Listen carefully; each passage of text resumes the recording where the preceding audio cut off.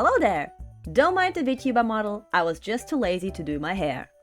Let's make it short. My nephew got a new plushie, and I got a new idea. Can I replicate this plushie? Well, of course not, sadly. I don't have the same materials, and my nephew also didn't want to give up his lion plushie for research purposes. So we had to work it out from this photo only. Without further ado, how about we start with our Lion 2.0?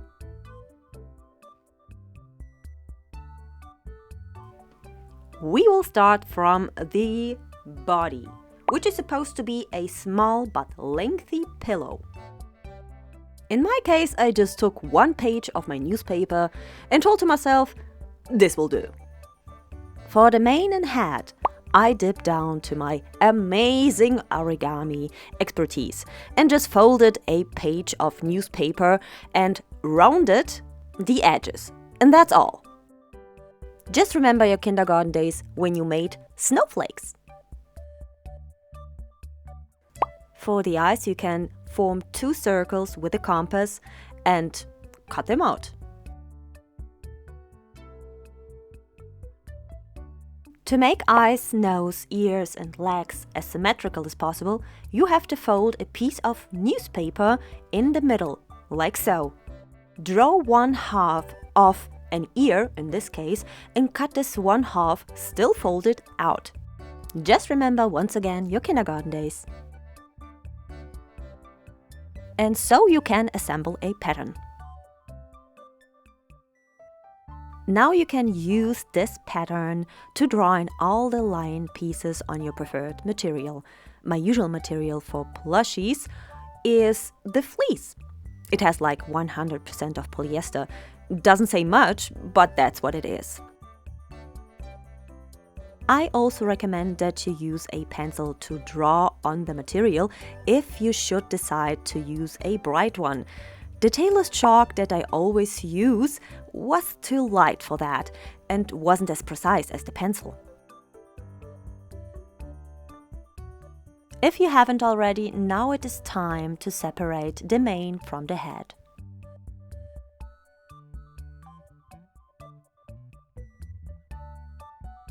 Cut small incisions into the bottom part of the mane so you can flatten and pin the mane, like so.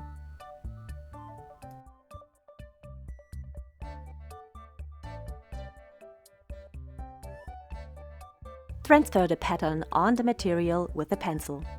You can vary it in the length of the mane, like I did, because I wanted to have a little bit more fluff. And once again, never forget the allowance. I had not enough material for the mane, so the pattern was cut in 2. No biggie, if you have enough material, you don't have to. Now you just have to repeat the same procedure for the rest of the lion parts until you assemble everything.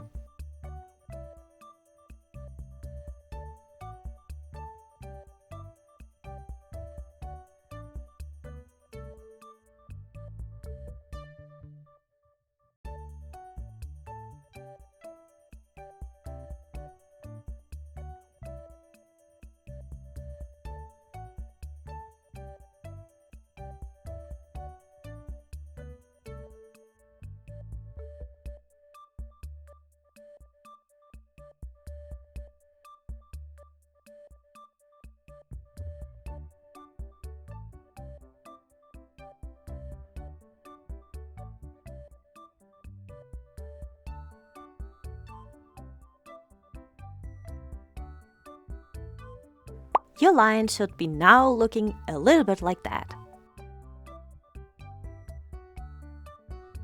If yes, after my favorite part, the applications of eyes, mouth and nose. I got some sturdy black and white material in my recycle bin, so we will use that. To create these applications, we will need 2 kinds of iron-on interfacing, because they are the only ones that I have. This will provide stiffness and stability to the eyes and mouth, so that we can later sew them on cleanly with a zigzag stitch.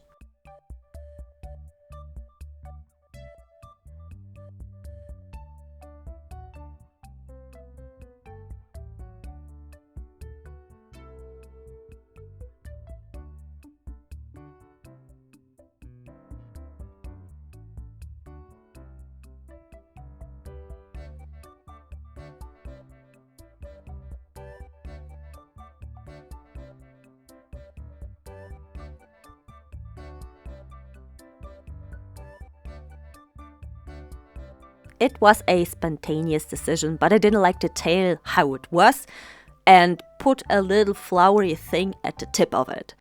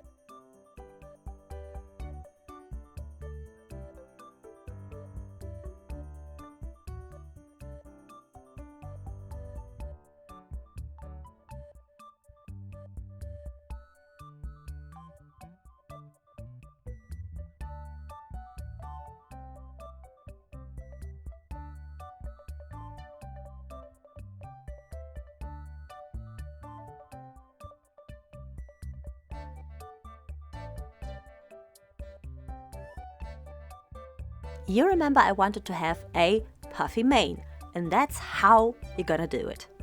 In the settings of my sewing machine, I switched to the widest stitch length possible and stitched along the bottom part of my mane without securing the stitches at the beginning or the end. It is now possible to gently pull at the thread to create folds. The mane should now look kinda like that.